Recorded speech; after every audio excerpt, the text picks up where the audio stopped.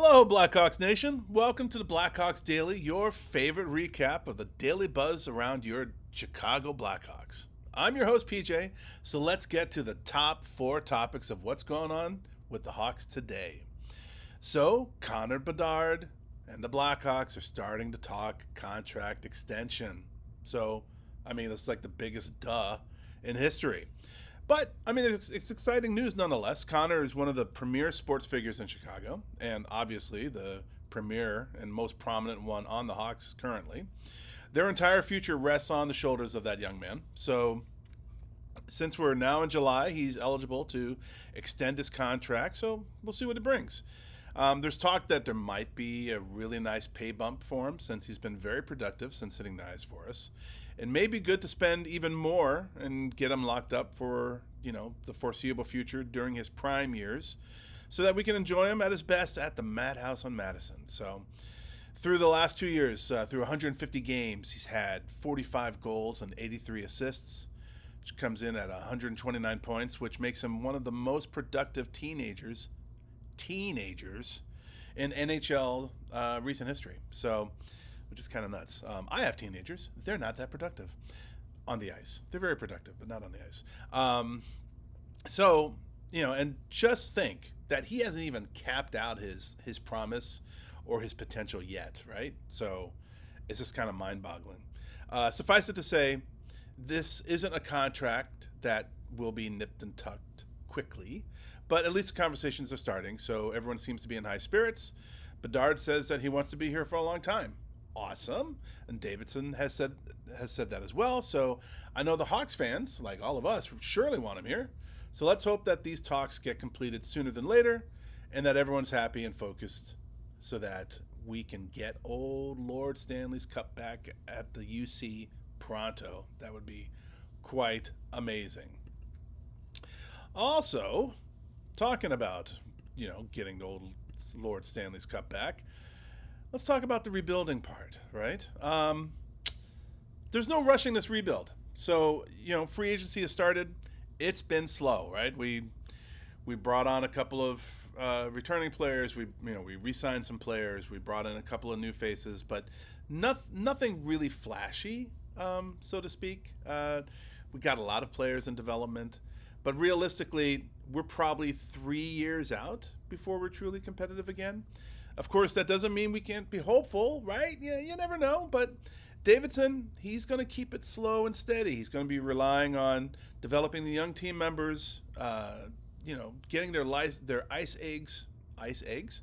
legs ready for the NHL primetime. So, we're going to be led by kids for a while. And TBH, it's a long gamble. Davidson has to keep a large bunch of factions happy. There's a lot of balls he's juggling in the air. He needs to juggle the current team members and the youngsters, making sure that they get enough ice time and opportunities to become the best players that they possibly can be. He's got to watch it, right? Bringing them in too quickly can burn them out, get them injured, not allow them to develop in the way that they need. It also can cut time into other players who will rely on that time for their own development. So, and also, like, you got to look at other factions like the fans, right? So they got to keep us, the Blackhawk Nation, happy. We're rabid. We definitely want to see results. And, we're near at the top of the league in attendance, which unfortunately may actually leave the door open for ticket price increases. Hopefully not. Seeing that we were the second worst team record-wise in the league last year, let's hope they don't raise the prices. But I do remember us being the last team in the league and them raising prices a few decades ago, or a couple of decades ago. I remember that succinctly. So let's hope that doesn't happen, but it can. Anyway, we are rabid fans. We're very loyal fans. They got to keep us happy. We buy a bunch of jerseys. We love doing that.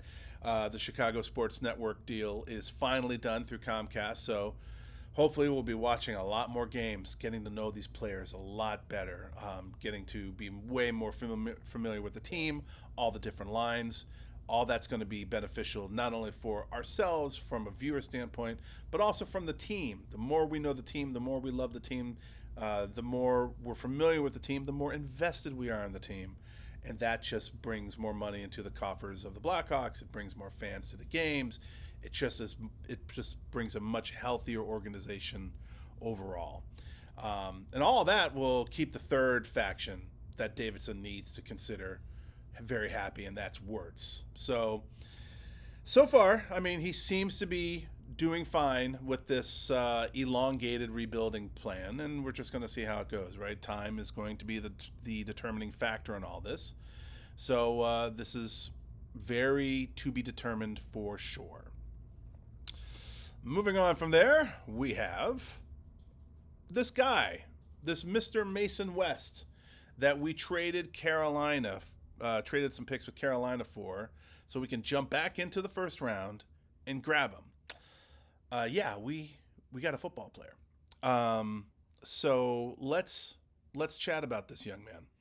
He is out of Edina, Minnesota. He plays center. He's 17 years old. He's 6'6", 218. Huge. He shoots right, and he is going to be. He in high school he had 49 points, 27 goals, and 22 assists in 31 games. He led his team in goals and ranked second in points. He played for the USHL in the Fargo Force. He had 9 points, 1 goal, and 8 assists in 10 games after joining them mid-season. Here's the interesting thing, though. In Edina High School, as quarterback, he threw for 2,592 yards and 37 touchdowns in his junior year, earning very serious D1 attention. Scholarship offers, all that fun stuff. And he's actually committed fully to hockey. So it's very rare that a player of this size and of this caliber getting D1 notice on football with scholarships is saying, nah, I'm going to go play hockey. That's good on him, right? So nothing but love for this kid. So his strengths, he's got impressive athleticism. He's for a 6'6" player. His skating is fluid and powerful. He's got, he has long strides, obviously, for 6'6". Strong edge work.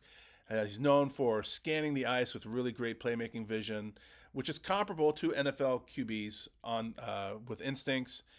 He's able to identify plays, and he uses his size to protect the puck. He's got strong shot mechanics. He's able to generate power from his frame because it's large. He's got a quick release. And he's known as being a pretty natural shooter. He's got two-way upside.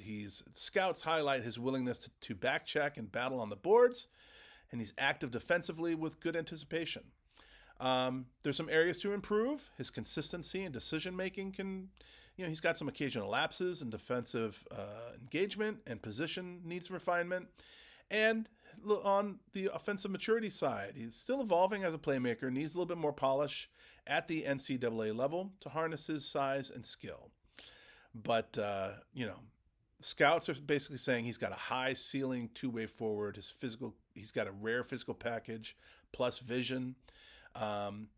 They liken him to Tage Thompson in frame and skills. He's a big-bodied puck mover, learning how to maximize his physical gifts, which is awesome. So his expected timeline is a multi-year development path, USHL to the NCAA to the NHL. So that kind of aligns with Chicago's long-range rebuilding strategy. So that's good.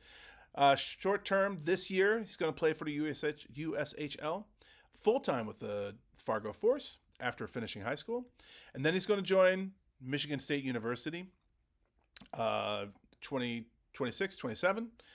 And then long-term possible NHL debut, 28. So it'll be good. He's got a huge high upside. It's going to be fun. It's going to be fun having him on. Can't wait to see it.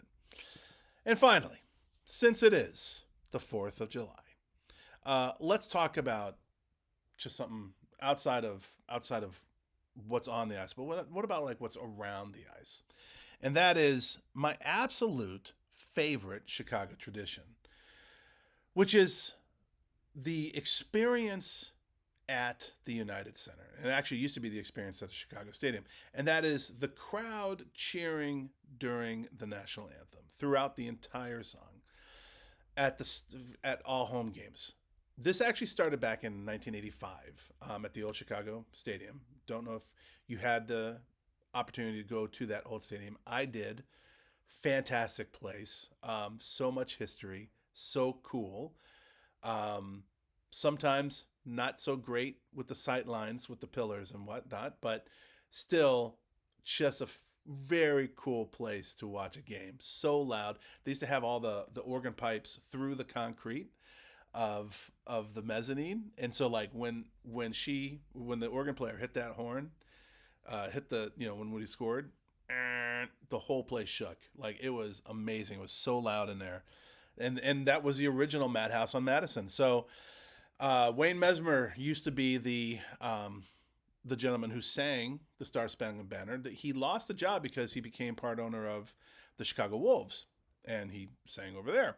But he was singing the Star Spangled Banner. The whole crowd would cheer throughout the song. And then it became really popular in 1991 when the Hawks got into the Stanley Cup Finals against the Pittsburgh Penguins. And it was right after the start, like the second day after Desert Storm, when we started our military operations in Iraq. And it was being televised. The troops were seeing it overseas. And so all the people in Chicago knew that we were going to be on TV. So they were all bringing their flags. They were bringing all the support that they could show for our troops overseas. Handwritten things on sheets and whatnot. And everyone was just cheering so loud. And that tradition of cheering during the Star Spangled Banner continues on to this day. So if you're ever in Chicago and you ever get a chance to go see a Hawks game at the UC, do not miss the national anthem. It is the absolute coolest thing in sports. Gives me chills every time. It's fantastic. So please don't miss it. You got to experience it at least once. So it's so cool. So with that, happy 4th. May you guys have a wonderful day. Celebrate it. Be safe. Enjoy yourselves. It's going to be hot. Drink a lot of water, but enjoy yourselves and be happy. That's a wrap for today, folks. Thank you so much, Blackhawks Nation. Please let me know your thoughts. Send me some notes. Let me know how I'm doing. Send me some thoughts on what we've been talking about. Please tune in every weekday to get your Blackhawks Daily download. You can impress all your friends and neighbors with all this wonderful tidbits that we're sharing here. And while you're at it, please like and subscribe and share about this channel. I really do appreciate it. Seriously, I really do appreciate it. This is so much fun for me. And that's it for today. I'm PJ, and see you next week on Blackhawks Daily.